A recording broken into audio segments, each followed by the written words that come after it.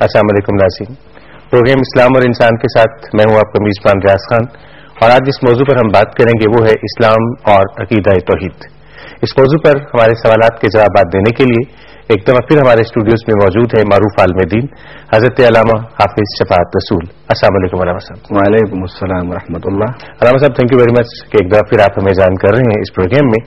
عقیدہ توحید کی علامہ صاحب جب ہم بات کرتے ہیں تو وجود خدا، اس پر ایمان لانا یقیناً بہت ضروری، لیکن وجود خدا کو کس طرح سے ہم ثابت کریں گے ان لوگوں کے لیے جن کا عقیدہ اس طرف نہیں ہے یا جو وجود خدا کو نہیں مانتے؟ میں کتاب و سنت کے مطالعے کے بعد اور غور و فکر، تدبر اور تفکر کے بعد اس نتیجے پر پہنچا ہوں کہ دنیا کے ہر سبجیکٹ میں کوئی نہ کوئی مشکل ہوگی کہ اس کو دلائل سے ثابت کیا جائے، مگر وجود الہ آج وہ سبجیکٹ ہے کہ جس کو ثابت کرنے کے لیے دلائل کے انبار تو ہیں ہی، مگر یہ ایسا سبجیکٹ ہے کہ جسے انسان تفکر اور تدبر اور تھوڑا سا اپنے اندر غور و فکر کرنے سے اسے وجود الہ خود روحانی طاقت کی قوت پر اسے اس کا احساس ہونا شروع ہو جاتا ہے۔ حضرت امام فخر الدین رازی رحمۃ اللہ علیہ کے حوالے سے ہے کہ آپ نے سکرات کے وقت آپ نے شیطان کو وجود الہ پر دلائل دیے، اور وہ کئی سو سے زیادہ دلائل تھے۔ تو اس وقت آپ کے جو شیخ روحانی تھے انہوں نے پانی کا چھینٹا ان کے چہرے پر مارا اور کہا کہ اے فخر الدین، تم کیوں نہیں کہتے کہ میں نے اللہ کو بغیر دلیل کے مانا؟ انسان جب دنیا میں آتا ہے تو اس کے دنیا میں آنے کا جو ذریعہ ہے اس کی ماں ہے، اور پھر وہ اپنی ماں کے رحم میں 9 ماہ گزارتا ہے، باپ سے منتقل ہوتا ہے۔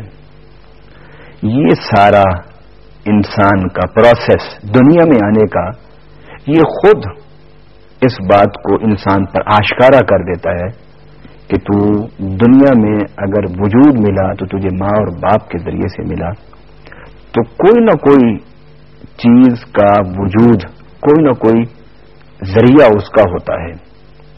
تو انسان کا وجود اس دنیا میں یہ خود اس بات کی دلیل ہے کہ اس کائنات کے وجود کے لیے کوئی نہ کوئی موجد ہے۔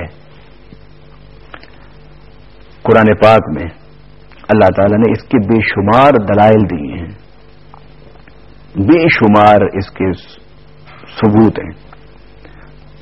علم والوں نے، عقل والوں نے اس پر بے شمار گفتگو فرمائی ہے۔ کائنات میں کوئی چیز ایسی نہیں جو خود بخود بغیر بنانے والے کے وجود میں آئی ہو۔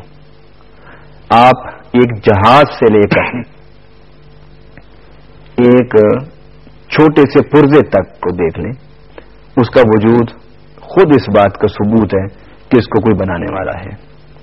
کائنات میں جتنی چیزیں موجود ہیں ان سب کے بارے میں سب اہل عقل و نقل اس بات پر متفق ہیں کہ ان کو بنانے والا کوئی ہے۔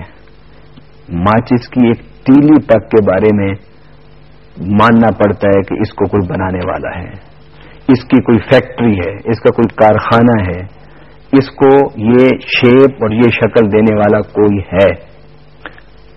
جب کائنات کی بڑی سے بڑی چیز اور چھوٹی سی چھوٹی چیز کے بارے میں یہ یقین ہے اور یہ تصور موجود ہے کہ اس کے بنانے والا کوئی ہے اور بغیر بنانے والے کے اس کا وجود نہیں ہو سکتا، تو اتنی بڑی کائنات، یہ زمین، یہ آسمان، یہ بحر و بر، یہ صحرا، یہ باغ، یہ سبزہ، یہ فلک بوس درخت اور یہ برف سے ڈھکی ہوئی پہاڑوں کی چوٹیاں، کیا یہ سب کچھ بغیر بنانے والے کے وجود میں آ گئی؟ ایسا نہیں ہو سکتا. وہ لوگ دنیا میں کہ جو کسی مذہب، کسی دھرم، کسی دین کے دائی بن کے آئے اور کسی دین کی تبلیغ کرنے والے تھے، ان سب کے نظریات اور دین اور تصورات کی بنیاد اللہ کے وجود پر ہے. آپ اوورآل پوری دنیا میں تمام ادیان کو دیکھ لیں کہ ہر دین میں ایک الہ کے وجود کا تصور ہے. دنیا کا کوئی دین ایسا نہیں کہ جس کی اساس وجود خدا پر نہ ہو. علامہ صاحب، خدائے بزرگ و برتر کی ذات کو ہم واحد مانتے ہیں، لیکن کیا کوئی ایسا دین بھی ہے جو خدا تعالیٰ کے واحد ہونے کے تصور کے خلاف ہو؟ اس میں دو پہلو ہیں. ایک ہے وجود باری تعالیٰ اور ایک ہے کہ وہ وحدہ لا شریک ہے. اللہ تعالیٰ کے وجود کے انکار پر دنیا کے کسی مذہب کی بنیاد نہیں. دنیا کے تمام ادیان وجود الہ کے تصور پر مبنی ہیں. گو اسلام نے یہود و نصارہ کے عقیدے پر گفتگو کی ہے، کیونکہ اس علاقے میں یہی دو دین موجود تھے، اور ان میں بھی قرآن نے کہا ہے قل یا اہل الکتاب تعالوا الی کلمۃ سواء بیننا وبینکم الا نعبد الا اللہ. کہ اہل کتاب آؤ، ہم وہ کلمہ، وہ ایجنڈا جو تمہارے اور ہمارے درمیان مشترک ہے، ہم اس کی طرف آ جاؤ سارے. اور وہ کیا ہے؟ اللہ نعبد الا اللہ، کہ ہم اللہ کے سوا کسی کی عبادت نہ کریں. گویا قرآن نے پر یہ بتایا کہ یہ جو ایشو ہے، یہ جو ایجنڈا ہے، یہ ہمارے اور اہل کتاب کے درمیان مشترکہ ہے. رہی وہ ادیان کہ جو غیر الہامی ادیان ہیں، یعنی میرے مقصد غیر الہامی ادیان سے یہ ہے کہ جو تصور وحی پر مبنی نہیں ہیں، یا غیر الہامی کے ساتھ ساتھ آپ غیر ابراہیمی کہہ لیں کہ حضرت ابراہیم ان کی آگے نسل چلی تو حضرت موسیٰ مذہب یہودیت، اس کے بعد حضرت عیسیٰ وہ بھی حضرت ابراہیم کی نسل سے، وہ جو ہے وہ عیسائیت مسیحیت، اس کے بعد نبی پاک صلی اللہ علیہ وسلم وہ بھی حضرت اسماعیل کی دوسرے لڑی، حضرت اسماعیل سے آپ کی پیدائش ہوئی، وہ بھی الہامی ابراہیمی مذاہب ہو گئے.